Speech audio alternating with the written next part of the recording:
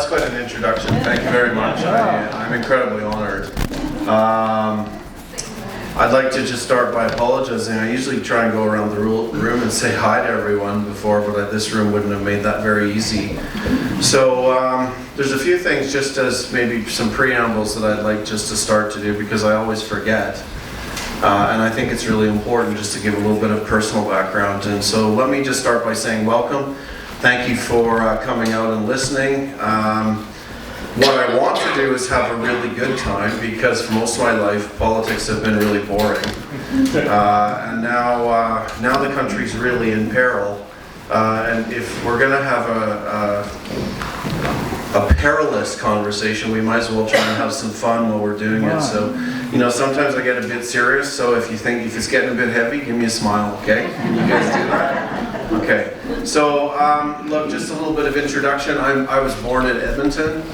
My family did quite a bit of work in this province. They were really quite involved in ministry and Youth for Christ and opening up a camp out at Nordeg called Frontier Lodge. My mother, first husband actually died in that ministry, and then my dad married her, and I'm the first son of that family. You might know some of the older folks. I met a lady the other night who had actually been a kid at that camp, a lady called Biswanger, and she came up, and she was it was quite interesting to reminisce with her. And so we have real roots here. My brother was posted to Rimbey when he had his first posting in the RCMP, and he married a Bentley girl. And so that was kind of my first experience coming out to the wedding. I grew up in the Fraser Valley. My wife and I have been married for 31 years. We have 4 sons. 2 of them are here tonight. They're helping me with the campaign. I'm not sure if they're in the room, but they're not. And so I'm really delighted to have that help. And let me just say, I'm running in this riding because when I ran in the Conservative leadership race, I really wasn't able to go beyond BC and Alberta because at that time I wasn't allowed to fly because I wasn't vaccinated.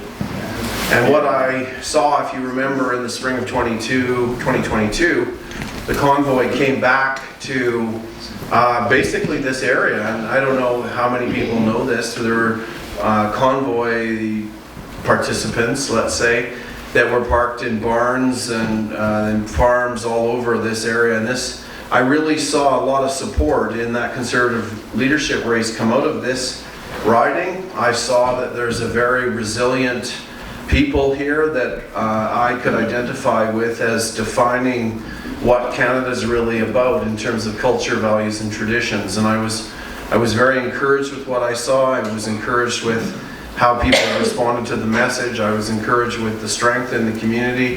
And I was also very encouraged with the faith that I saw in the community as well. So if you read anything that I'm saying in our correspondence or anything like that, you'll hear me say, Ponoka Didsbury is a Helm's Deep, or it's the anchor point for Alberta. And Alberta is an anchor point for this country. And so a little bit later on, I'm going to talk a little bit about sovereignty as I go through this. And so I just wanted to make that personal introduction to give you a little background if you didn't know that. And what I'd like to do as well is maybe just from a policy perspective, I want to outline a few things that I articulated in a press conference I did a few weeks ago in Ontario and in Ottawa, and we'll start here and then we'll start this conversation, okay? So I'm running, and I'm here in Canada because we have got a country that's become very confused.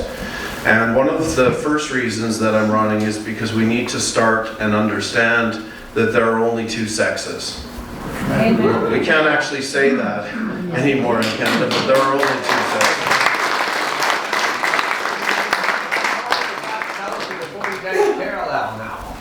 Right. Hydrocarbons are a requirement for human prosperity. Amen.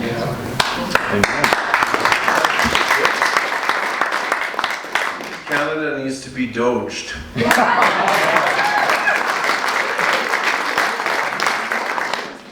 This is going pretty well so far. Reverse racism is racism.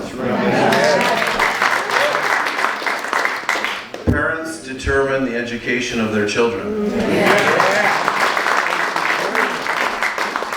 The nuclear family is the greatest form of governance known to humanity.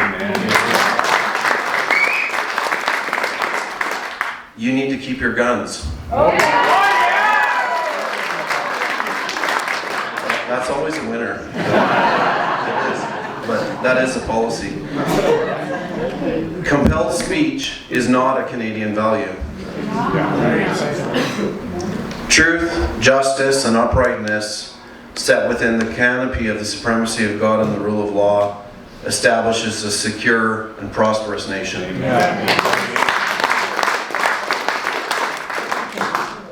Capitalism lifts a nation up from poverty. Facts are not enough. Canada has a deep crisis of identity and meaning. Yes. Canada has a culture, values, and traditions that define us, and it is a lie for us to feel shame in those culture, values, and traditions. We have inalienable rights that are given by God and cannot be taken away by government.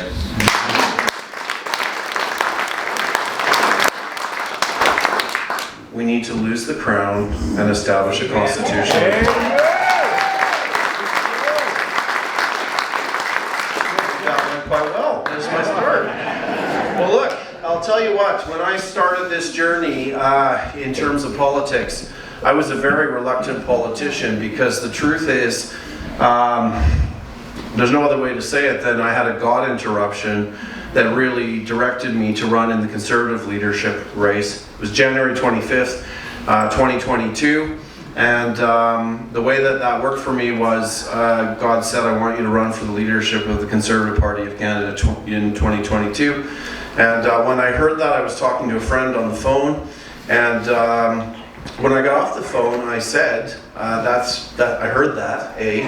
B, it's ridiculous. Who would ever do that? Who would want to do that? And C, there is no leadership race of the Conservative Party of Canada on January 25th, 2022, so you must have got that wrong. And I was able to kind of just ignore that until February 3rd when Aaron O'Toole resigned, and then it was pretty clear that he didn't get it wrong and that I needed to do it, and I worked quite hard to actually avoid that. I wasn't really able to, and so I started my journey in relation to federal politics.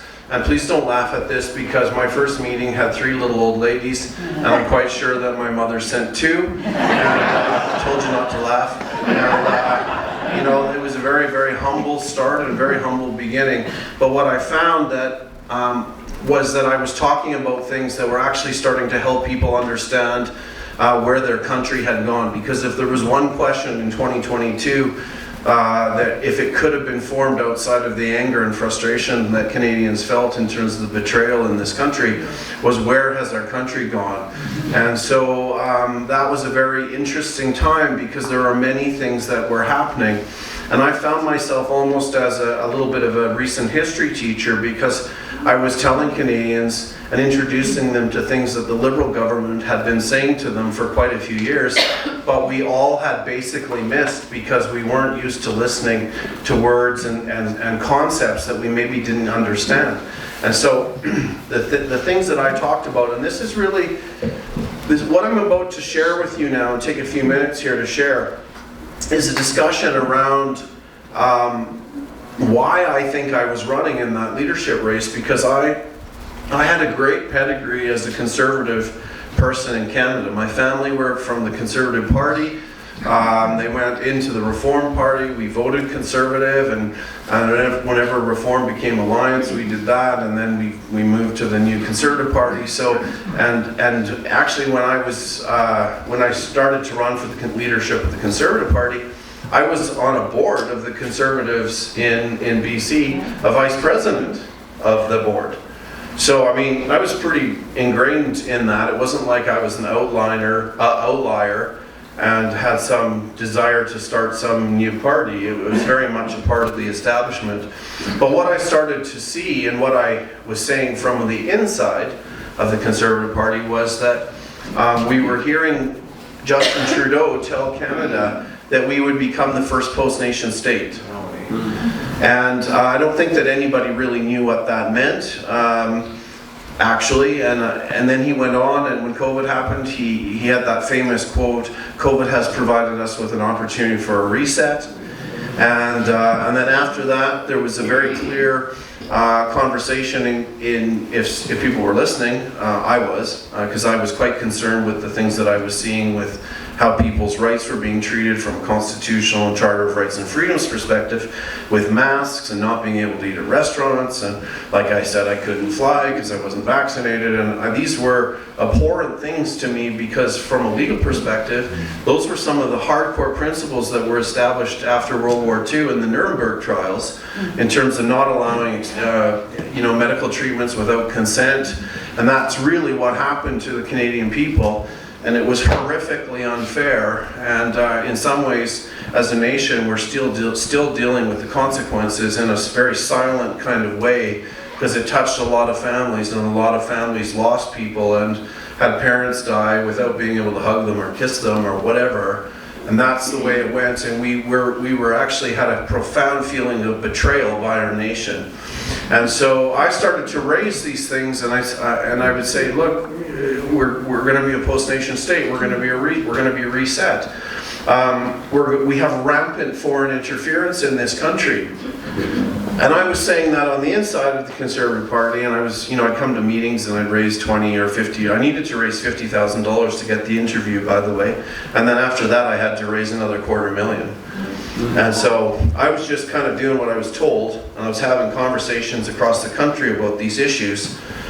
And the more that I started to explain what was actually going on in the country, the more people started coming out, because I was connecting dots with why things were happening the way they were, and people were actually hearing truth spoken because they knew something was wrong, and they were starting to understand that there was actually, it wasn't just some random events that were happening, there was actually an agenda, an intention to do something differently, to break the arrangement of trust that we actually had as a people with our government. And one of the things that I was saying inside the Conservative Party was, how come we've had 3 Conservative leadership races and 2 federal elections, and we've never heard a Conservative leader ask a Liberal Prime Minister, excuse me, can you tell us what post-nationalism is? Hello, Justin, can you just tell us what that means, please? Or you said that COVID's provided an opportunity with the reset, for a reset. Can you tell us what you mean by reset? And I think that I know that you know that those conversations just never happened. And I certainly was having that conversation on the inside of the Conservative Party, because I felt that the Conservative Party was betraying the Canadian people, because they were to be the loyal opposition. And they weren't opposing any of this. And so it really opened my eyes slightly before I did that race, because I went to hear a lady speak who was running in a by-election in British Columbia. And the lady that introduced her was a city councillor whose mayor had assigned her to attend these meetings once a month, where all these civil servants from across the country would come together in British Columbia and attend. There were people from the federal government, provincial government, municipal government, and Indigenous government. And what they would do is they'd get put in a room and they'd work on 5 things: health, education, justice, family, and environment, those 5 categories. And what they were actually doing was trying to figure out how to install new software into Canada, software called Agenda 2030. They weren't allowed to take any notes out of the meeting. They'd meet once a month. And so when this lady stood up to introduce the candidate, she told a little bit about this. So after the meeting, I went up to her and I said, what was that about? Like, what were you talking about? She told me a little bit. She told me the name of the not-for-profit that they were meeting in, and I went and did some research on this not-for-profit, and I found out that this not-for-profit was a BC not-for-profit, and like 95% of its money was coming from the federal government, from the taxpayers. And what they were doing was they were basically meeting as a shadow committee of the government, and they were doing work on how to implement Agenda 2030 across the sections of all these levels of government, municipal, provincial. They're working through the thought processes. They were thinking about how to change the laws, how to implement some of the principles of collectivism, which is actually Marxism, which is actually communism. And so I kind of did this research, and then I went back and I talked to this lady. I had coffee with her, and I said, do you know what you're actually doing? If someone in 10 years could look back and say that what you're doing is actually treasonous, because you are unraveling the working system, the functioning system of this nation. And that's why Agenda 2030 is why farmers in Ontario right now, some of the municipalities, are working on how to tax them on the size of their barn roofs. Wow. Because what they do is they figure out what the rainfall is in their local counties, and then they take the square areas of the barn, and whatever the volume of water is that falls based on that area, they're determining new taxes. Like, how screwed up is that, right? So they've just figured out a tax on rainfall, and that's what's happening. That's how bizarre that is, and there's other things as well. But anyway, so I said this to her about treason, and she said, you know what, you're right. And I said, well, do you know what, would you smuggle some papers out of this meeting for me? And, you know, we were like spies, and she did. And I wrote, she brought me out the papers, and I couldn't believe it, because they were actually in these working notes of the one subgroup of the 5 groups that she was in. They were actually working on how to navigate your brains to change your logic so that you would embrace the changes within the documents. Okay, that's their action. They called what you are as having blind spots that needed to be kind of repositioned so that you would embrace this and understand it. That's how insidious that is, and that's what's going on. So I basically couldn't believe it, the language, because you know when you talk to confused people sometimes you have to listen, and then you go, I really don't understand what they're talking about, because the logic behind what they're saying makes no sense. And that's kind of what that was like for me. So I actually had to sit down and I wrote what I called a thought paper on what it was that I was reading, what they were saying, and what it really meant, what they were saying. Okay. And I was horrified, because they were talking about changing things that we are part of our culture, values, and traditions, like control of children, who has authority really of the children in relation to our education system. They were talking about changing the definition of property and diluting it, so you really didn't own what you owned. They were talking about wealth and what the new definition of wealth, and it wasn't stuff you own, it was stuff you share that used to be yours. It's that sick. So I wrote this whole thought paper out, and I took all these points, and then I kind of said, well, this is what the words say, this is what they really mean, and this is why we should be so concerned. So I kind of went through this process through 5 or 6 or 7 different points that I saw in this document.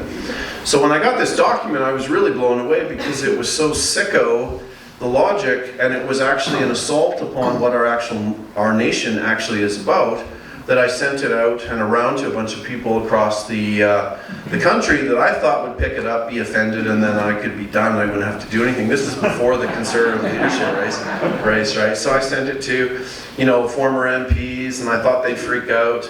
I sent it to a friend of mine who was pretty high up in the RCMP, and I thought she'd freak out. But then I got a call from the RCMP, not her, and then I freaked out a little bit, because they wanted to know if I was actually acting for this lady who was the one who was smuggling papers out of these government meetings, and it was a bit awkward. I also got a call from some MPs, conservative MPs that were on the Conservative committee that dealt with the security in the country. And So I basically found myself in 2 conversations with, let's say the government, in the sense of these MPs.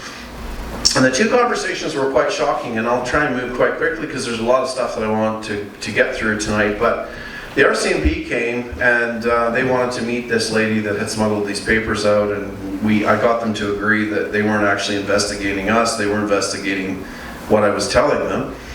And they came and they listened and they did a whole meeting with us, and at the end of the meeting they kind of said, well, we can't really move this very far forward. And then when he was closing up his bags, he told me, he said, this guy, I'm pretty sure he was from CSIS, and he said to me, so this interview with the RCMP was the spring of 2021. Okay, so just give you a timestamp for the next comment so you can place it in your mind. And he said to me, if you had come to us with this letter, this thought paper 6 years ago, we'd have told you that you were crazy. If you'd have come to us with this thought paper 3 years ago, we would have completely freaked out because we knew how much foreign interference had escalated in this country. And this paper is actually an ideological framework for why the things that are happening in the country.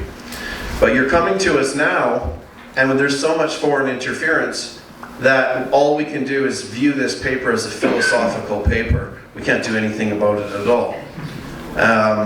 So I was really blown away at this because, there was a legal entity, Trudeau was flying out to meet them, it was paid for by you, and I'm still shocked actually. So that thought paper, I've actually published in the back of my book. It's written in as Appendix A, and if you're interested, you can read that, and you can see how, what is the word? Distorted? Demented? The logic is, it's actually undermining what I call the social contract that Canadians thought they had with their government, that relationship of trust that allows us to pay our taxes and be defended and all of those kinds of things, how we work with our government. The conversation with the 2 MPs, they did it on an in-camera basis, which basically meant that it wasn't official, it wasn't recorded, and everyone would deny it afterwards, which I was okay with. But that conversation was interesting because when I arrived at the conversation, they basically said they were kind of excited, and I was thinking, why are they happy? And I said, so why you guys look really happy with this? Why are you so positive? And they said, because we have been seeing strange stuff happening in the country for quite a few years, and this thought paper actually explains the logic for why these things are happening. And I'm thinking, well, that's great, because that's like 70% of the work done then in this conversation. And so I said, so what are you going to do about it? Right? Like, what are you going to do?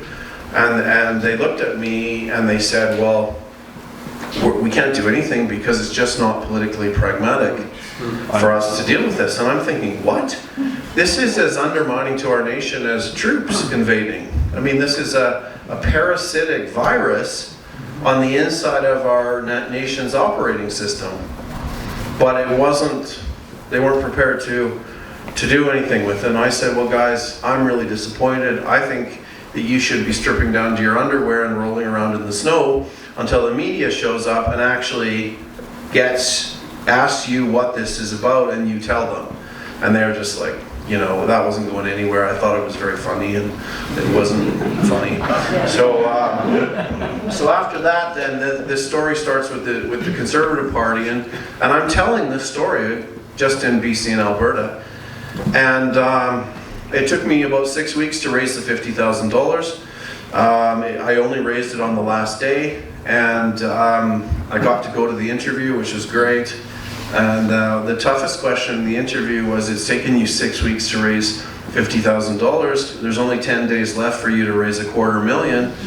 Why would we let you continue? Which was quite a good question, actually. And I said, well, why wouldn't you? Because if you allow me to participate in this race, you guys will be a gold standard in democratic process and you get the money. And they said, you're right. So they let me continue on in the race. It was just like that. And I didn't know where that money was going to come from. I got all the signatures that I needed. I got those approved and verified. And in the last 48 hours, and this was a miracle, that money came in plus. And it really was a miracle. It was, I still don't know how it happened other than an act of God. But it came in from across the country, from all over the country. And I don't think that the Conservative Party knew what to do with me, because they sure hadn't made any arrangements in terms of how to control me, and suddenly there was $300,000 of taxpayers' money in their accounts. And so what happened was, basically they wrote me a letter and said, you got all your signatures, but you're short on the money. So I went and saw them, and I said, you say I'm short on the money. What did you make the decision on to say no? Well, we don't have to tell you that. I said, well, yeah, you do. You made it. You must have had a number to say no to, right? Something below 300,000. And I said, well, we don't have to tell you that. I said, yeah, you do. Like, those are your members. That's receipted funds. It's a democratic election run by election candidate. You got like 10 seconds to tell me. And then they said, like, whatever the number was, $252,000 or 47. I can't remember now. It's in my notes. And I said, well, that's wrong. And they basically said, well, whatever, get lost, and they weren't as polite as that. And they said, if you think you have that money, prove it to us. And so I went home that night, kind of bright-eyed and bushy-tailed, to pull all this paper together. In the night, basically, in brief, the Lord just said, don't give them the information. Take it to a forensic accountant. Which I did, which sucked, because it took 10 days to do that, which meant the campaign was effectively over, and I missed debates and all kinds of stuff. And basically, we found that money. It was buried within one of the general sub-ledgers of a general ledger. And even when that money was shown to them, they still didn't change anything at all. And the story got a lot worse. There's more details there, but I won't bore you with all that. You're here to hear about where the country needs to go. It's just a little bit of backstory on why I'm doing this party, and we're doing this party. The story got worse, though, whenever it came to tax season in February and March of 2023. I started to get people calling me and asking me for their receipts. And I said, well, I don't have the receipts. You have to go to the Conservative Party, which they did. And it was fortunate for me, because the first person that had made their donation that didn't get their receipt was a former MP of the Conservative Party, who wasn't very happy that he wasn't getting his receipt and wanted to know why that was the case, so he pushed in. And basically what happened was, they took the paperwork for the donation, just like a check was given or a debit card deduction, you know what I mean by that? And they put it in a file, and it went to bed. They never processed it. And so what that meant was that that was never counted in the tally for my leadership in the Conservative Party of Canada. And the truth only came out whenever it came to the tax receipts, because they hadn't entered it into their books and received the actual money. They received the donation, but they never deposited the money. They couldn't issue a tax receipt. And so this story came back to me from this MP, that this is what had happened. It had been mistakenly placed in this file, and we're really, really very sorry, Mr. MP, but that was, it was a mistake. That money should have been put to Grant Abraham's account. And that was really interesting, because what was really interesting then was, then I started to get 3 calls, 7 calls, 22 calls, 35 calls, and there was probably another $100,000 that was given but not transacted, because all those people were looking for receipts. And so what I learned was that the party that I was a part of and had undertaken to worked into and tried to reform, actually had no appetite for reform, and what I saw was a crookedness. And I tell this story across the country. I have no problem telling it. I'm kind of, if anyone's from the Conservative Party, I always kind of say, well, sue me, because I've got all the receipts. I can deal with it quite happily. But that's part of why we're here. And if this were just politics normally, I would look and I would say, well, you know, do I really care about inflation, or do I, you know, if I thought the country was stable? But the reality right now is that we're in a position in this nation where we're about to lose the country. That's right. And it matters, and these things are destabilizing our nation. And it matters that someone is prepared to stand up and talk about the truth, and speak to it, and speak to the Canadian people, and without reservation. And you know what I'm going to do? I'm going to read a little passage from my book here. It's actually a speech that Stephen Harper gave in 2003. And it's quite interesting to me because none of us were listening in 2003 when he said this. If we had, things might have been a little bit different, but we weren't listening. But this is what he said. He's talking to conservative people about what he was seeing happening in the country, and I want to make a few observations about this, because this is the DNA of our problem. And this is what I want to talk to you about tonight. And if I'm setting the context for establishing where I want to go with explaining and introducing you to this party if you haven't heard about it. So I'm sorry for the long preamble, and do have patience with me because it's just going to get better and better, okay? All right. So this is what Harper said in 2003. He said, conservatives need to reassess our understanding of the modern left. It has moved beyond old socialistic morality or even moral relativism to something much darker. It has become a moral nihilism, the rejection of any tradition or convention of morality. A post-Marxism with deep resentments, even hatreds of the norms of free and democratic Western civilization. It is a rebellion against all forms of social norm and moral tradition in every aspect of life. The logical end of this thinking is the actual banning of conservative views, which some legislators and rights commissions openly contemplate. In this environment, serious conservative parties simply cannot shy away from value questions.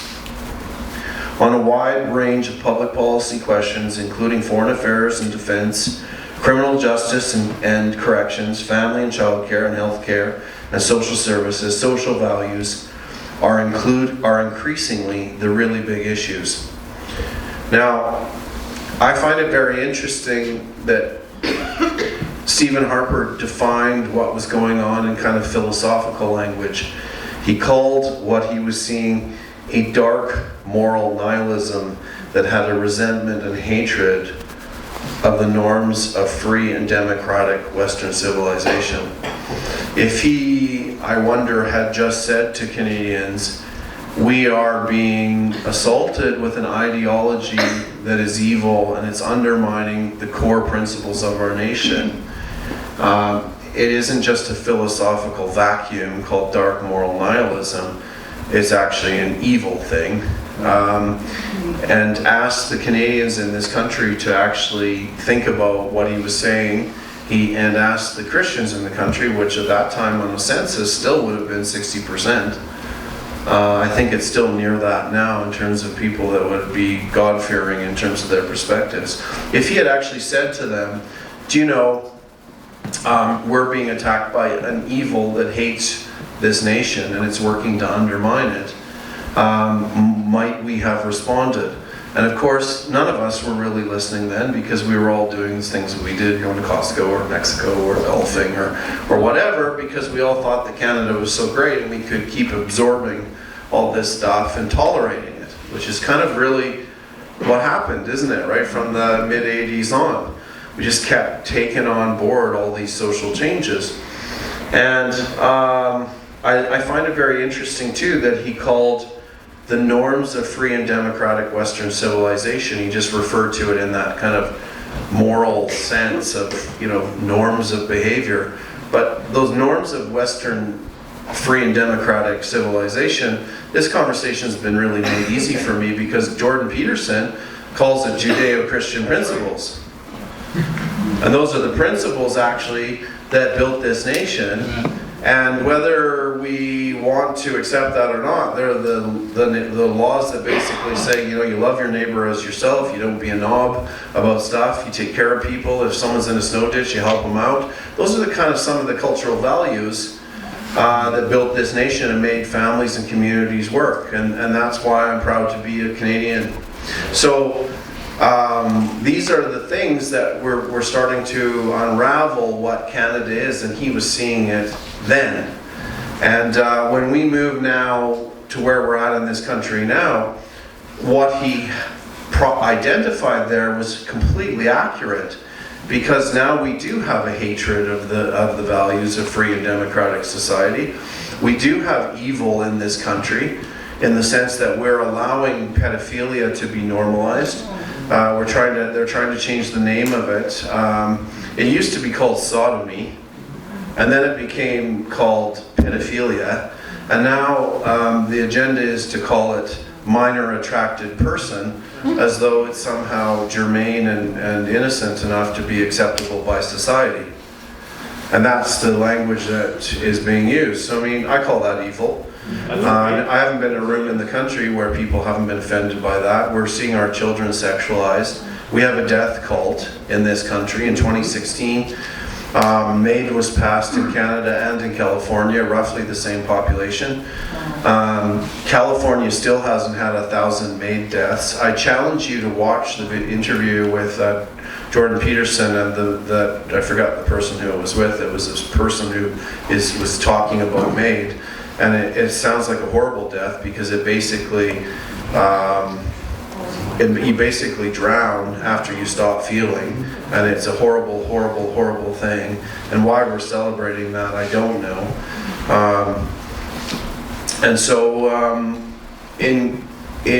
so since 2016, we have the U.S. California has had not even 1,000 deaths. Canada's passed 75,000. And they have committees that are openly contemplating children be able to access MAID because of whatever psychological issue or whatever. And so when I was a kid, stupid kids got bad tattoos in stupid places. Nowadays they are attempting to get gender transition and remove their genitalia. And one of the most, I suppose there's all kinds of economic things and things that I want to talk about, but I'm here now and I'll say it. One of the things that I find the most offensive about the conservative reality in Canada is Bill C-4. That's right. Because Bill C-4 criminalized parents who got in the way of a child transitioning and moving towards sterilization. And what they call that bill, they call it Bill C-4, it's a conversion therapy bill. They identify conversion as a parent attempting to return a child to an understanding that aligns their mind with their actual bodies. That's what they call conversion. They don't call it taking a boy and making him think he's a girl. They call it restoring the mind of a boy to a boy's body. That's the conversion. And the parents get 5 years, parents, grandparents, pastors, counselors, get 5 years in prison if they get caught doing that, or the kid highlights that with social services or educators or whatever, the system. And the most appalling thing for me with that is that every conservative candidate that was in the country, or every conservative member of parliament that was in the country when that bill was brought to the floor by the Conservative Party, voted for that to be advanced. Unbelievable. Including the MP in this riding and your former MP, Mr. Dreeshen, who the ridings have changed, so he's not really relevant, but Blaine Calkin is. And he was a part of that vote.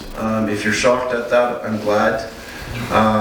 I hope you ask him about it, because I'm offended by that as a Canadian, as a conservative, because the last thing that we want happening, the last thing that I want happening is the government inserting itself in between a parent and the relationship with their kids.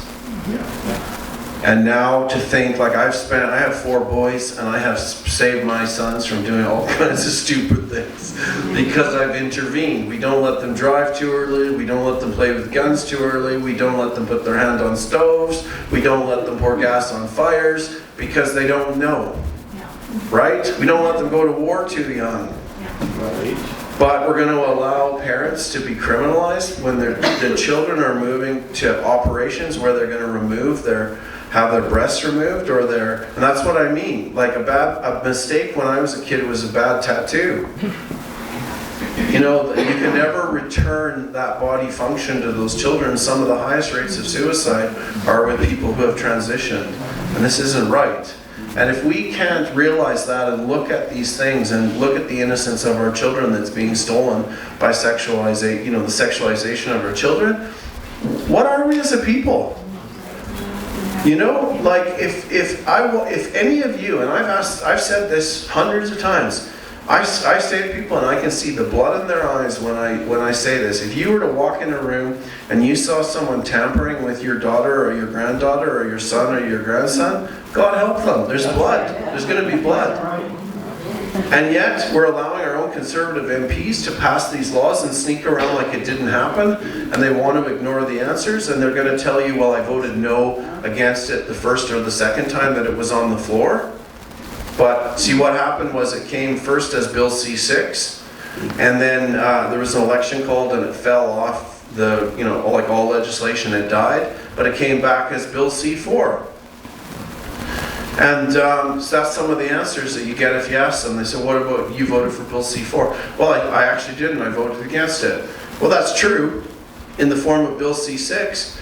But how many of you would accept if your spouse told you that they slept with someone and their excuse was that they said no the first 2 times that the infidelity was offered? That's what's happened with Bill C4, and they'll tell you they say no, but the 3rd time they allowed it to happen. And we need to gaze on that. I'm not okay with that. Our country's in peril, and if we can't actually stand up for principles like that to defend the family and our children, how are we going to trust our MPs, the conservative MPs, to defend the nation? And that's why I make the point and say they aren't engaging any of these issues. They're not. We have 10 MPs right now who are actually the agents or targets of foreign interference in this country who are running to get elected. And we haven't been told. We've never been talked to or told about post-nationalism. We've got a post-nationalism means governed by the UN, governed by people that you don't elect. And isn't it interesting that at the same time that they're changing the laws about what pandemic means and that they're signing deals so the WHO defines what's going to happen to you in the event there's another pandemic, that they're also allowing our Canadian military to be populated by people who aren't Canadians. And at the same time that they're doing that, they're passing legislation that says, conservatives are passing legislation that allows the military to be used in support of police enforcement in relation to compliance with health orders. So you could now be dealing with someone in a Canadian uniform supporting the police who's not even Canadian against laws that violate our own Constitution, Charter of Rights and Freedoms. That's happening. So this is a wake-up. People have had, around Alberta, have had visits from the military doing little checks. Have any of you had any people knock on the door in Cochrane? They had that. They had some military out just doing, this is what things would look like if there was a national security issue and we just, we're getting familiar in the neighborhood. This stuff's going on. So we have to look and see that this is the nature of the time and the hour that we're in, and we have to do something differently. And I often say when I have this conversation with Canadians, I say, this just isn't an election. It's not just politics. We're in a context now of geopolitics, and we have to recognize that. And when I talk about geopolitics, there are really three forces at work in our nation. One is post-nationalism, this UN control, which we're seeing, which has an agenda, which Mark Carney's here to close. He is the high priest of post-nationalism. And I watched him in the UK completely try to undermine the British people from Brexit after the vote. And he spoke fear, and he brought a rhetoric that suggested that the free market wasn't the best way and that the British people were wrong. The British people voted to leave the European Union because they were losing control of their culture, their values, their traditions, their borders, and their laws. And that's kind of where we're at right now. And that's why they voted to leave the post-national EU. Okay? And Mark Carney, as the chair of the Bank of the governor of the Bank of England, excuse me, he did everything he could in the media and politically to stop that. And he is here. He has been inserted into our parliamentary democratic process to do this. I think you guys already know that. He's a much more formidable foe than Justin Trudeau is. But the real issue is this. The Liberals are at least telling us what they're doing. They never asked you, can we change the country? Can we make you a communist? But they're doing it, and they're telling you that they're doing it. So hats off to them for at least telling you the truth, that they're totally screwing the country over. My real problem, and the reason why I'm asking you to look at what we're doing as a party instead of the Conservative Party, is because the Conservative Party isn't stopping them. What the Liberals are doing by commission, the Conservatives are enabling by omission. And so this is the ground that I find myself on in this country, because someone needs to fight for what our country is about. And now we have a situation where the next geopolitical reality is President Trump. And President Trump saying to Canada, you will become American because what you're doing in Canada, we're not going to allow to happen.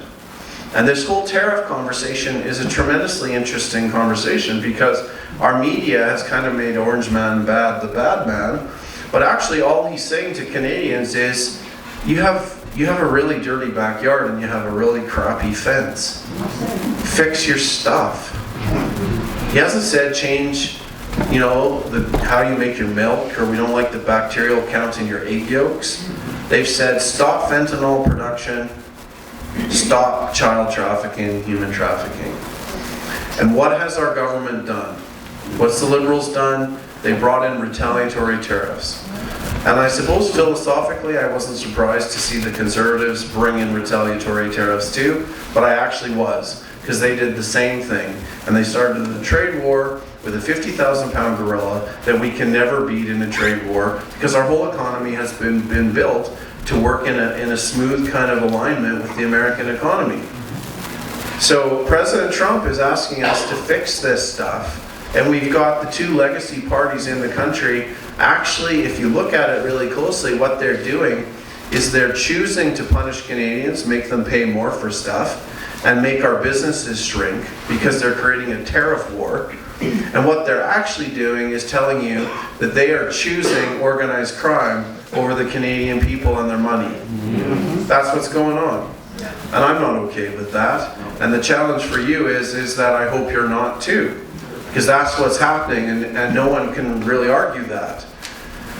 So when I look at fentanyl production, and maybe you guys all are enlightened now, but we're not talking about a few kilos being snuck across the Manitoba border at night. We're talking about industrial scale production. We're talking about money laundering through Vancouver and Toronto. The Toronto Dominion Bank had a $4 billion fine in November for money laundering. Guess what that's connected with? And the human trafficking is a disgusting, disgusting thing, because it has everything to do with sex with children and body parts and organs and blood. And we don't want to look at it, and we're quibbling about things like having tariff wars when we should be dealing with values. And if you take care of values, the money follows values. And so I don't know, in this whole list of disgusting things from C4 to fentanyl to tariffs, how we can contemplate a vote in alignment with the Conservative Party, because they're doing exactly the same things as the Liberals are. And that's why I'm in this riding, because I believe that this is an anchor point to see the freedom of Canada starting in Alberta. And we need it.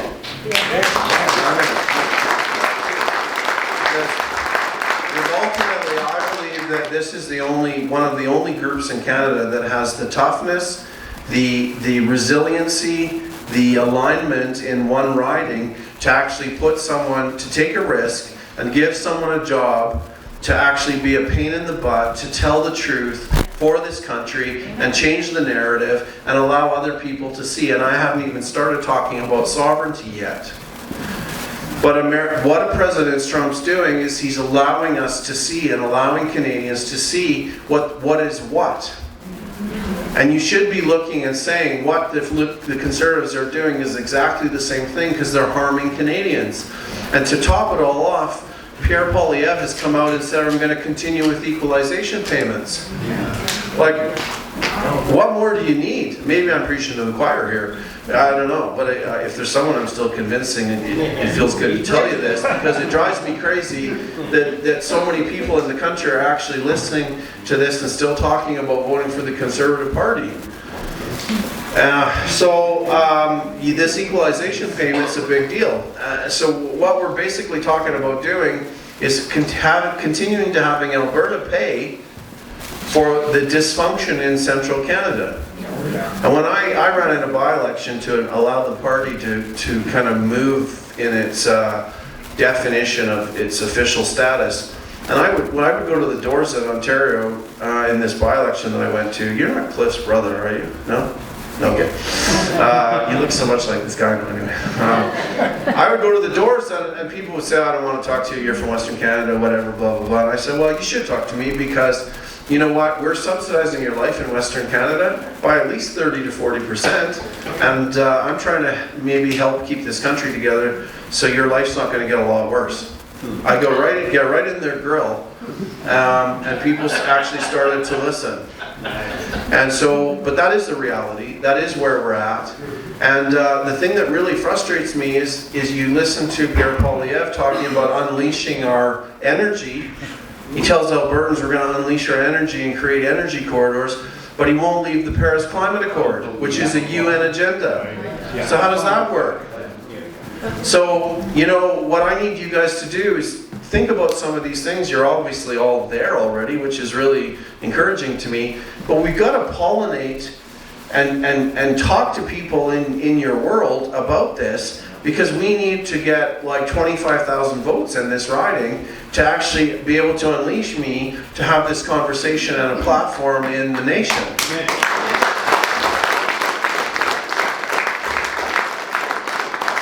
And that means that you guys need to do stuff. That's right. Are you okay to do stuff? If I give you a little job list afterwards, are you okay with that?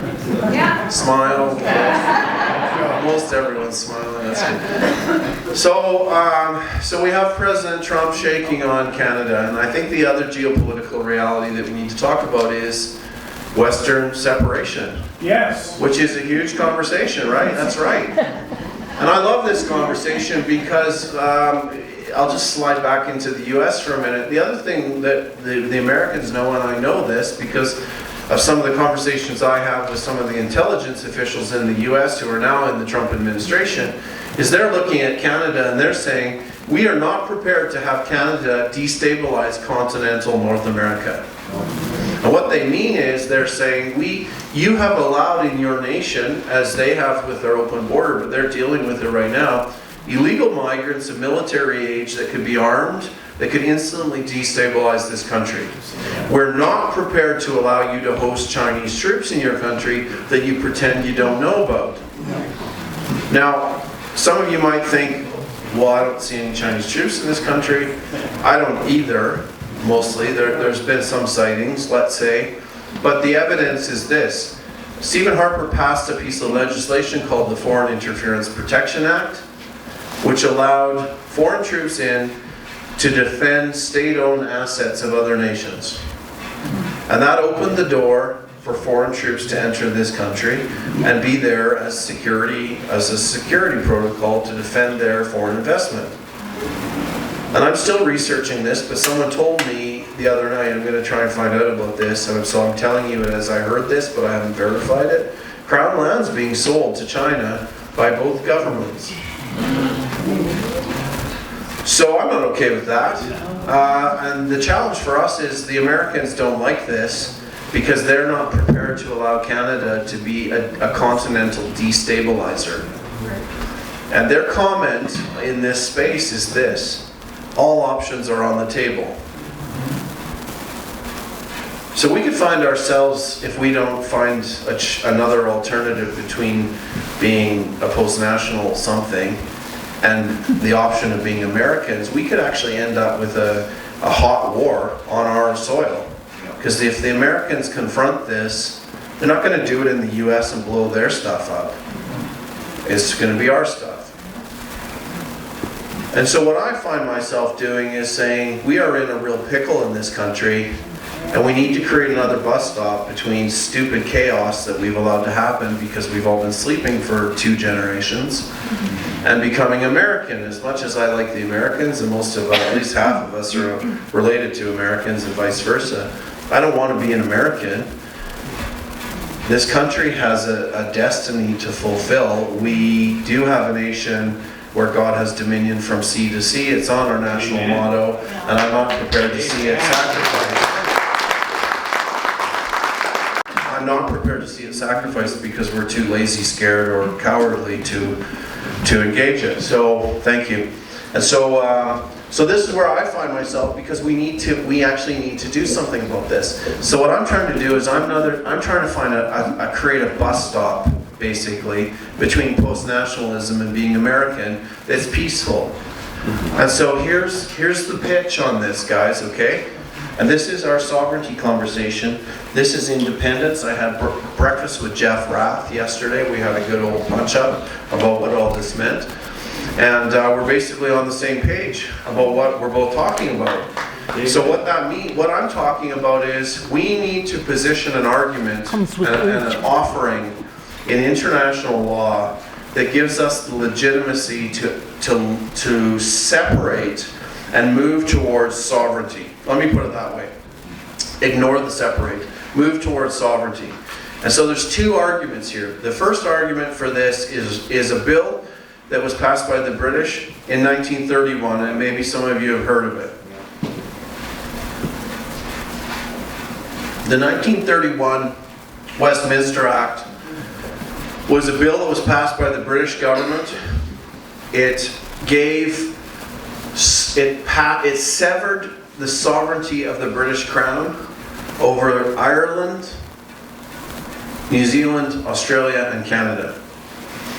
And it's a very powerful thing, because what it did was it passed that sovereignty from the British Crown to the Canadian people. And it gave them the mandate to steward that sovereignty inside their provincial legislatures. It's written down, 1931. It's very clear. And all of us in our family, or our parents or grandparents or whatever, you know what they were doing. They were homesteading.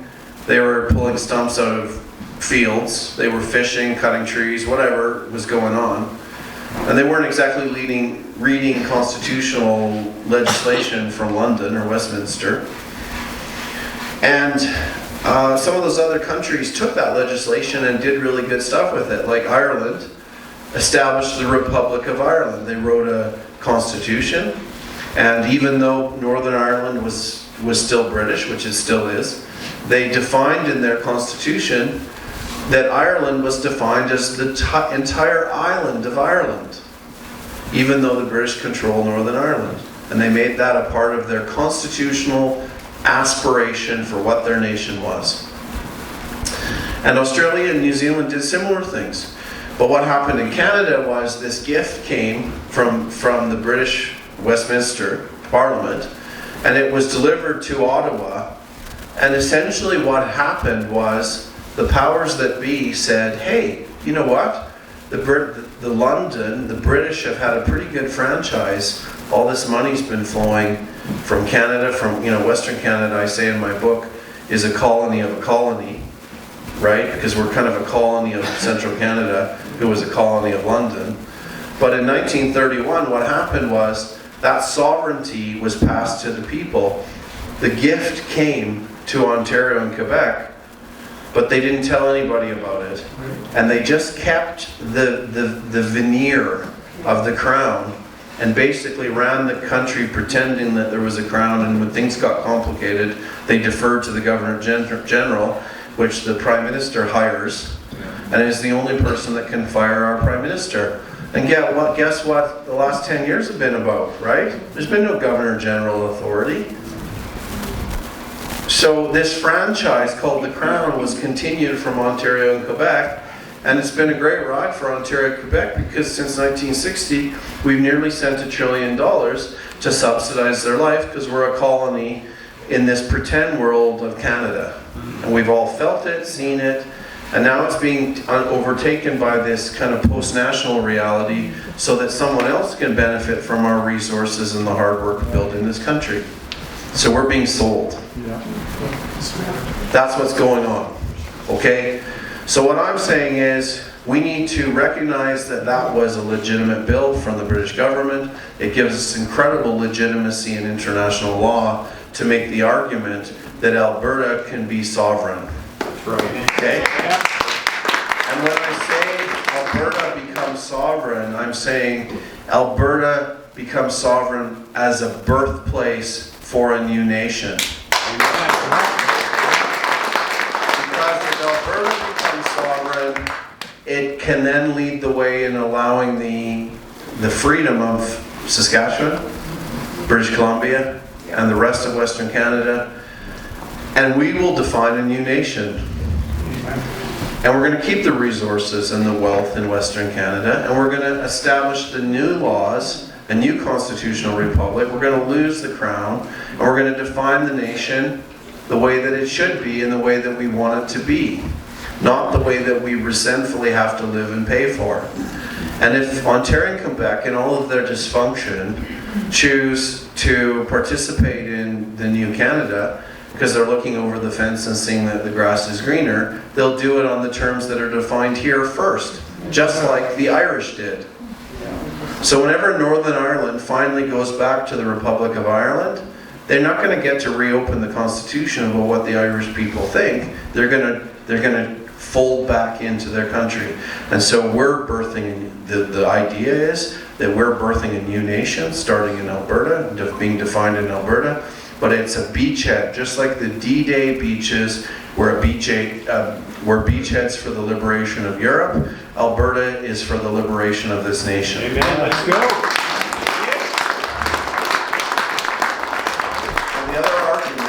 And the other argument is that if we establish this nation, even in its smaller form initially, and it has a constitutional republic, guess what country loves constitutional republics? America. And if we show up in DC with a constitutional republic, plus a historical document that gave us our sovereignty from the Crown in 1931, they're going to recognize the new Canada that may just start as within the territorial limits of Alberta, but it's a new nation. And I don't call it necessarily Alberta, I call it's the birth of a new Canada. Yeah. And this is what I'm talking about when I talk about sovereignty. And yes, it is independence, because we're leaving this chaos, corruption, broken system, and this franchise that had appropriated the crown behind. And you know what? They're not going to like this at all. But this is a peaceful pathway, because the Americans are interested in seeing Canada together. They're interested in finding a government that they can actually work with, because you can see very clearly they haven't cozied up to the Liberals or the Conservatives, because they know they're both globalists. And they don't want globalists at their northern border. So all of these forces are pushing a context, a reality, where we don't have the choice to sit and navel gaze for another 10 or 20 or 30 years. These things are coming. And what I'm asking for is your permission to represent you, to be a catalyst for this discussion across the country from a platform that starts in Ponoka, Didsbury, to reshape and reforge the country. Yeah. Starting in Alberta. But I really need your help, because I need you to start to talk to other people to explain that this is a big vision. And yeah, you maybe don't want to take a risk on a new party or some person you don't know or whatever, but the choices, if you don't, are horrible. And so that's why I'm asking you to trust me to do this and to have this fight, and let me fight for you and us and this nation and our culture, values, and traditions. And there's a lot of other stuff that we need to do to fix this country too. There's all kinds of problems that I probably haven't talked about tonight that I should have, but there's always so much to say, and I realize I probably just tried to feed you an elephant, squish it down your throats, but you know, this is why I have questions and allow people to work through it in their minds and answer it, because it's a lot, right? It's a lot.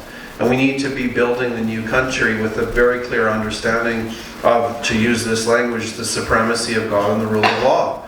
Because it needs to be God, people, government, not government, people. The government serves the people. And that's what inalienable rights are about. That's why I mentioned that at the beginning. And I'm not talking about having some super religious reality. I'm talking about recognizing that we have a Judeo-Christian heritage in this country that's allowed this country to prosper and be blessed. But when I talk about the supremacy of God, I'm talking about the God of Abraham, Isaac, and Jacob. And what I mean by that when I say that is that God gives us the absolute right to reject Him. That is the framework of our constitutional freedom as a people. That's why we have religious freedom. That's why we're free. And so when I talk to people about this, I say, are we freer now that we've moved away from our understanding of the supremacy of God? Or are we closer to tyranny? Yeah. 20 years ago, when we understood that we were under the supremacy of God and the rule of law, no one got hung up. There was no one shoving Bibles down anybody's throats, but we were a lot freer. And the further we would move away from that, the more tyrannical the government gets. Yeah. And so what we need to do is recognize that we have culture, values, and traditions in this nation that should be celebrated, that we're a good people, we shouldn't feel shame, and we need to replug these values back into the notion of the supremacy of God and the rule of law, and then reforge the nation with that framework, embedding the inalienable rights and the right to defend ourselves too. There's a whole load of work to be done. But right now, if we don't have this conversation and at least create a beachhead for freedom, we're going to lose the country or be American. Yeah. That's right. So this is my offering. This is why I beg you to talk to people, talk to your family, talk to your friends, take some signs, catalyze some conversations, take some flyers, put them on your neighbors' doors, get people out, ask them to vote, because I'm telling you the truth, and I want to have this fight because my family went and fought and died in World War II against the same tyranny. And right now we get to do it through an electoral process and kind of release a really annoying person to, it's me, when I get a burr in my throat about something, I'm going to have this fight. And you can't, I mean, if you listen to what I'm saying, I'm basically defying the Chinese agenda in Canada. I'm defying organized crime in this nation. And I'm actually saying to Ottawa, if they're ever listening to this, they aren't, because they think this is irrelevant and that you're rural people from a fringe minority. But you're not. You're actually the Canadians that hold the flame of what our nation's about. Alberta's going to pull through. But you need to release me to have a platform to have the conversation, because I'm not only going to Ottawa to have this fight, I'm going to London and I'm going to DC. Because that's where this conversation needs to happen.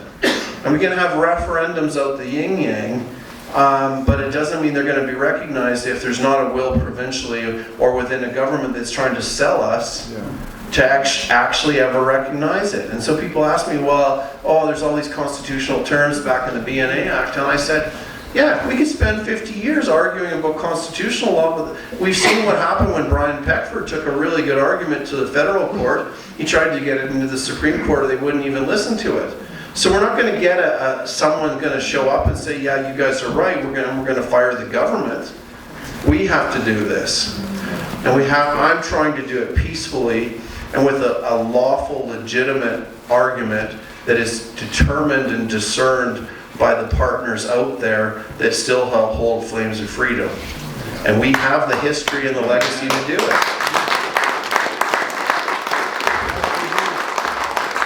So, okay, I have lots of other things I could talk about. I mean, I always leave these meetings having said all this stuff and think, well, why didn't you talk about the Arctic? Why didn't you talk about what we need to, to do with, tax, or, I have all kinds of tax ideas and policy things we can talk about. But ultimately, if the house is on fire, what you do is you take care of your loved ones, you put the fire out, you figure out how it started, you fix the house, and you make sure it doesn't happen again. You don't worry about, the extra toilet paper you bought in the basement, right? And all these policy issues, they will sort themselves out. But we gotta take care of the important business first. And so, I never have a meeting like this without having an open mic for questions, because we've had too long of people just listening to people like me stand up and say stuff and never having the conversation to challenge it. And I really want to hear your worst and most mean-spirited questions, because there's actually truth that comes out of that when we have these conversations. And I'm not trying to hide anything. We got to get real. Wow. And if I'm asking you to vote for me and be accountable to you, I should be able to stand here and answer your questions. So what are they?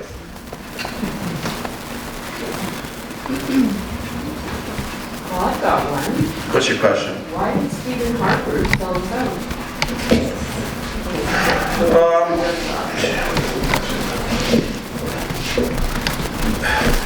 All I can do is tell you what I've seen with some of the pieces that I've told you about tonight. I can't judge that man's heart. I think things happen, and I don't want to speculate. I don't know why. Well, I have two answers, and I don't like either of them. But yeah, the two answers are: one, spoil the ballot. And let it be a record, even though it's basically thrown in the bag and it's kind of ignored. The other is to recognize, and this is what I say, in my book I talk about the Conservative Party, and I basically say that ship has been hijacked, it's taking the country over the cliff. They've kind of locked the tiller room, and they're doing what they're doing, and there's people on the ship, there's sailors on that ship that haven't agreed to that happening, and they're still good sailors, but they're on a ship that they can't control. That's why Bill C-4 was voted on, because people were scared, they didn't understand, cowards, they were worried about their pension, whatever the logic was. Those are attributes that we can forgive as human beings. They didn't maybe have the intent to screw the country, but by not having the courage, they're allowing it to happen. And so I can't judge the heart of every Conservative MP, and I'm quite careful about not attacking individuals. I'm saying the Conservative Party is omitting to defend this nation, and the things that I'm hearing from the policies, which I've explained tonight, are undermining and facilitating the betrayal of this country.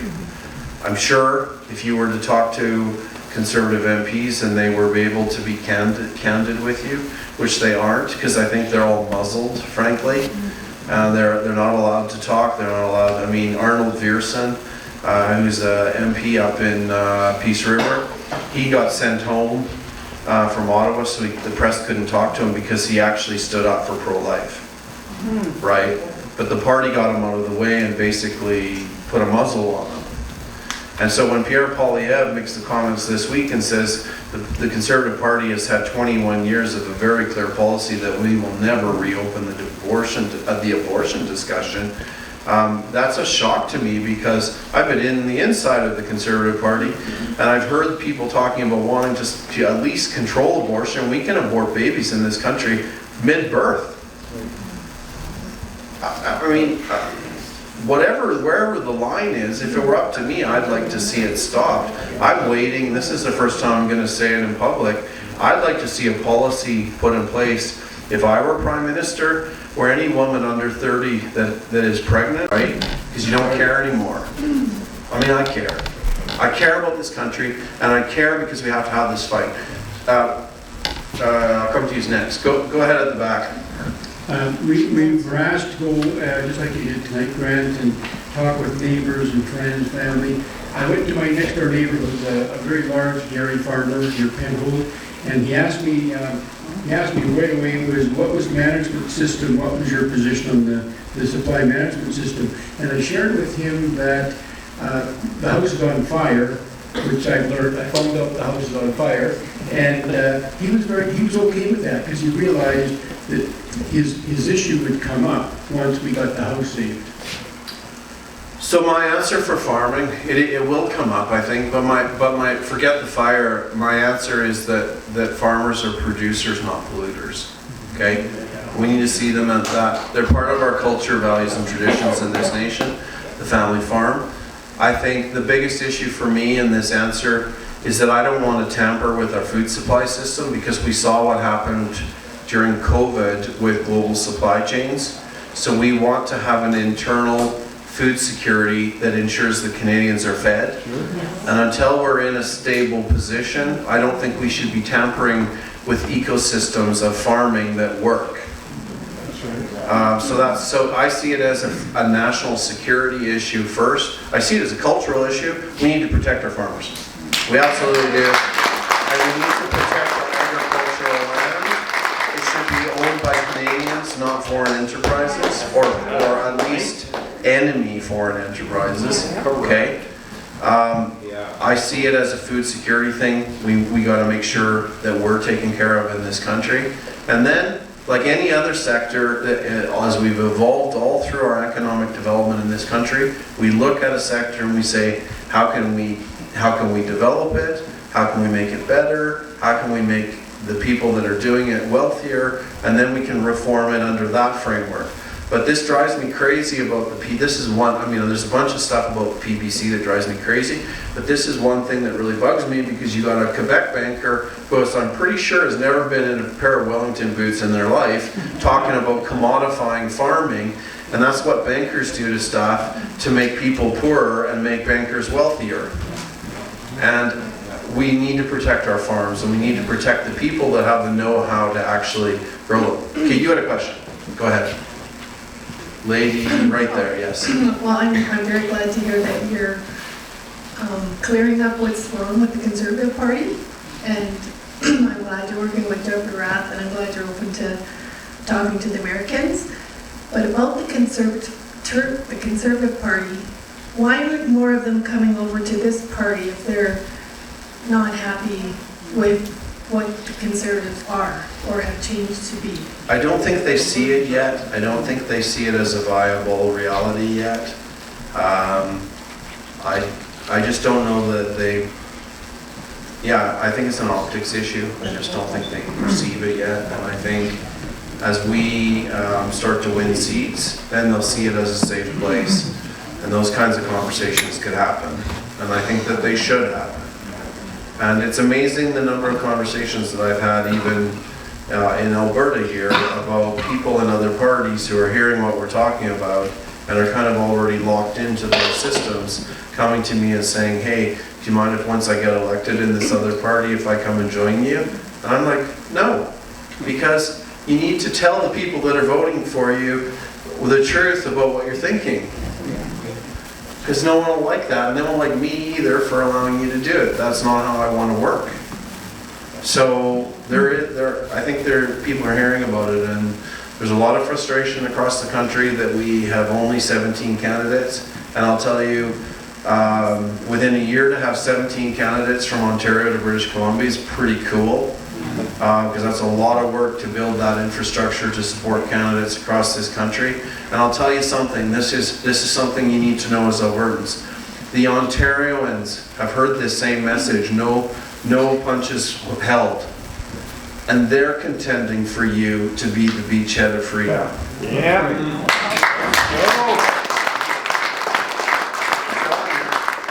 We have 10 candidates running in Ontario on the same message because they know that this country's lost unless Alberta draws the right lines and does the right thing, because they know that there's going to be liberation coming to them at some point. There's nowhere else to go after this. We don't do this. That's quite a thing, hey? There's 10 ridings in rural Ontario that get this, and I worked really hard to get 5 here in Alberta, because we're all super focused on worrying about the micro details of Alberta, but our freedom's there. We have to just appropriate it and have the will to actually have the fight. And it will be a fight, because they're not going to let this go. Go ahead, ma'am. You mentioned Mr. Rath with Alberta Prosperity Project, and I've been getting emails from him.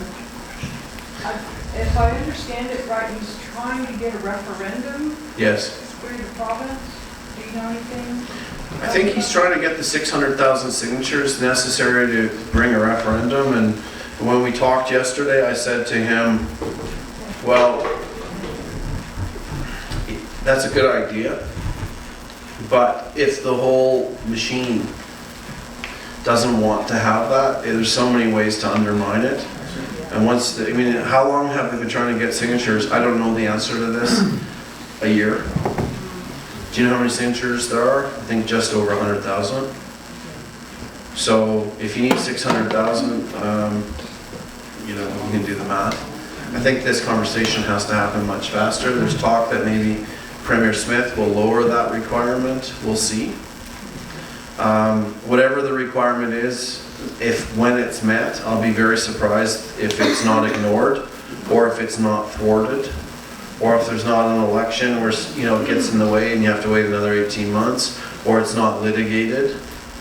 I think that a referendum would be a useful thing if we could have it, because I think it brings some legitimacy in international law to make the argument that we are self-determining, which is ultimately what we'd be saying to the Americans when we say, here's our constitutional republic, and here's our legal framework from 1931 to be sovereign.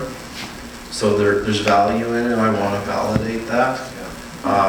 Does it need to happen through a provincially sanctioned 600,000 person signature referendum? I'm not convinced it does. I think it could be more of a straw poll.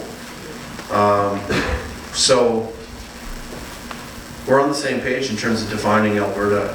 He calls it independent. We had a big chat about that, and in fairness, I think we mean the same thing. I'm just saying sovereign because that's the term that's used in the 1931 legislation. That's the proper definition. And even if we were independent as a nation and we just called it independent, we're actually the people become the sovereign authority. So sovereign is the better word, I think. So whatever that's different than I think separation. There's less precise words, and I think sovereign is an excellently precise legal term to define what a new nation is supposed to be. I saw a bunch of hands, maybe. Go ahead, sir. You know Benoit Trudeau? Very well. So what's your take on his position? Well, the last time I talked to Ben, he had a whole scheme of concepts that could be implemented in the event that Alberta was actually sovereign, and it was more operational on a provincial level in terms of things that they needed to do in terms of creating an Alberta militia and police force and how to set up banking and kind of all of those operational things that you would do he was thinking about it very much as a provincial government inside of Canada separating. What I'm doing is I'm saying we're not just some province, we're birthing a nation, right? So his take on Quebec and what they've done, is he not kind of talking about? Yeah, he is. He is talking about that. I think that I'm taking it a step further and I'm saying, You know, Quebec's a really good example for this conversation, except they're never going to leave. Because why would they? You're paying for their life. Right? So what Quebec's learned how to do is whine, to threaten to leave, and then get paid a whole bunch of money to stay, and then whine again. And that's why we're pushing $1 trillion since 1960. And I think his point is there's a pathway there. there is. Yeah. There's a pathway that we're assuming, that he is assuming will be validated by the Clarity Act and by the system that is telling us that we're going to be a post-nation state and actually betray the Canadian people. And what I'm saying is, I don't believe that there's anymore a legal pathway to do this lawfully under the umbrella of the current existing Canadian framework, because I've seen every system in our country be frustrated. We have two-tier policing, we have courts making decisions we can't decide, we have imbalance in our electoral process that never changes. I mean, how are these things ever going to fix? The pathways within the constitutional structure to try and do it within the Constitution will never attain. And immigration is going to continue, and this is going to continue to be a more and more difficult. The time is ripe for this conversation. And so that's why I'm actually saying, I'm not calling for a revolution here. In fact, what I'm actually talking about is a lawful counter-revolution, because the revolution's already happened against you because the nation's been being betrayed. So let's call it what it is, right? Let's have that conversation. So Ben and I are on the same page. We're friends. We talk about this stuff often. I tease him that his ideas are overly complex because he's French, and we have a great time together and enjoy the odd glass of red wine. He's a friend, and we talk about this stuff often. So there's that answer. Well, let me go to the back there, and then I'll come back to you. Is that okay? Sure. Right on, Brian. Thanks so much for coming down here to Didsbury. I can echo the sentiments. Not only are Ontarians looking to Alberta as a beachhead and saying, hey, lead the charge. My freedom people and friends in BC are saying the same thing. They're looking to Alberta. My question is this. Our current military is somewhere around 50,000, including cooks and logistics engineers, etc., mechanics. Is that accurate? Somewhere around there, let's say? Foreign military? Throw a number. In Canada? In Canada. Well, I can get my mind around 200,000, but whenever I talk to the Americans, they're quite clear. Their observation of what they think is and believe to be in this country is 500,000.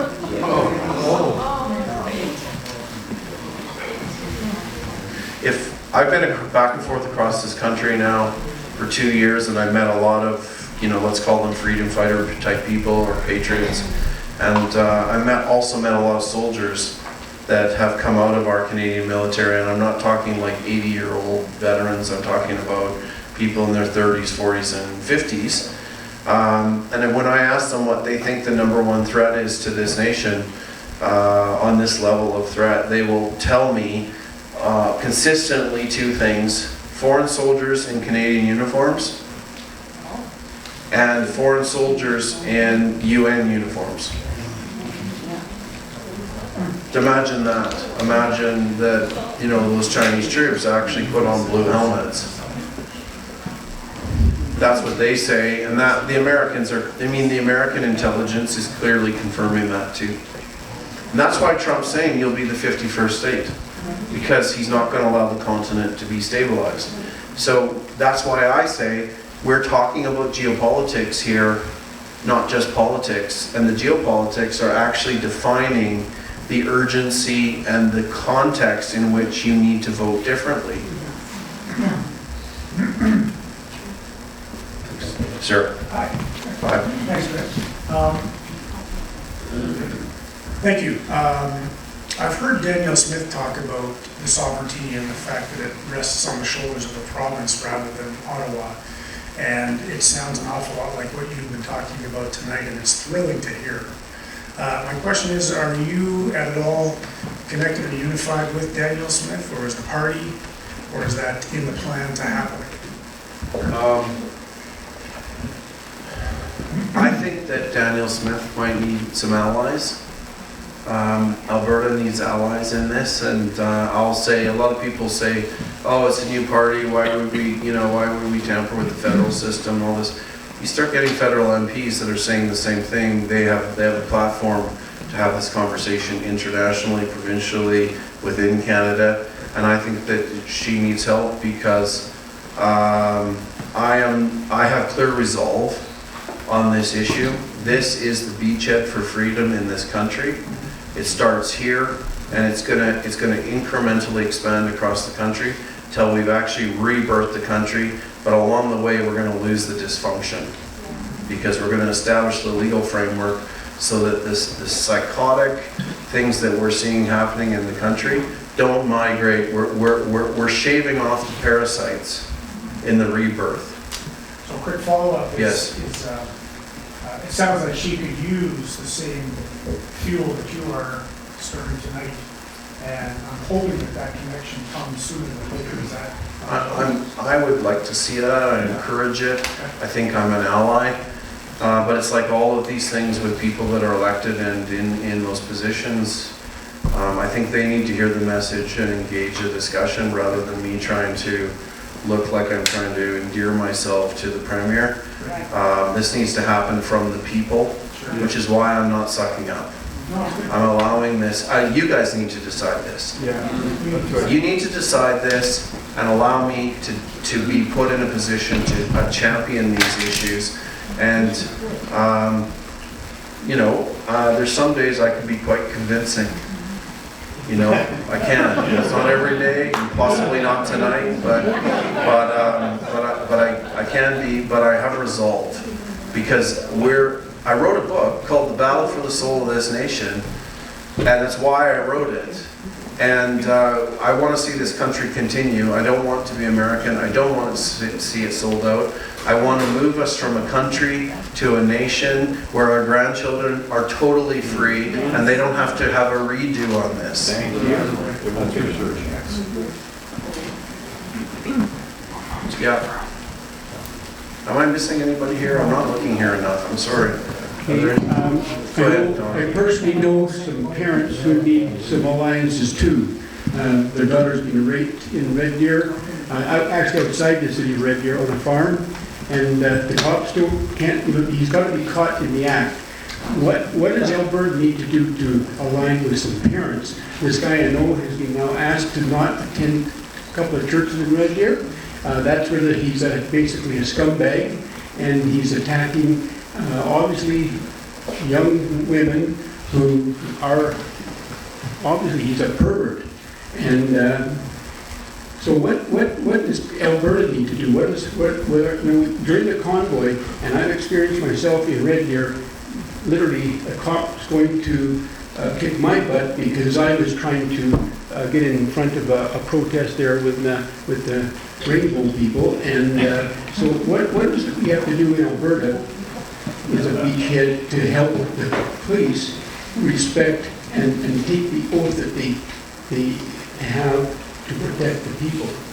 Well, the criminal context in Canada that we're seeing a two-tier justice system, right? Of course, that's why we have Palestinians marching around this country, burning our flag and saying they're going to take over the country.